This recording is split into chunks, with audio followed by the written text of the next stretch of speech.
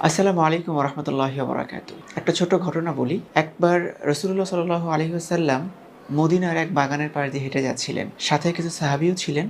হঠাৎ রাসূল থমকে গিয়েছেন এবং রাসূল বললেন যে, "এই কবরের বাসিন্দারা অতিরিক্ত কষ্টে আছে।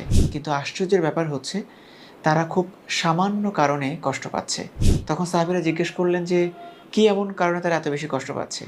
রাসূল বললেন, "তারা প্রস্রাব করে পবিত্রতা অর্জন করত না এবং একজনের কথা অন্যজনকে লাগাতো।" সুবহানাল্লাহ!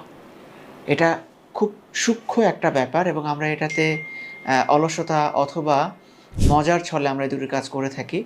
কিন্তু এটার জন্য যে কবরে কত বড় একটা শাস্তি আমাদের হবে এবং শুধুমাত্র শাস্তির ব্যাপারটাও না, ইহকালীন জীবনে আমাদের কিন্তু সামাজিকভাবেও আমরা খুব ঘৃণার পাত্র হয়ে যাই যারা জিনিসটা বুঝতে পারে। তাই এই দুটো জিনিস থেকে আমাদের বেঁচে থাকা উচিত।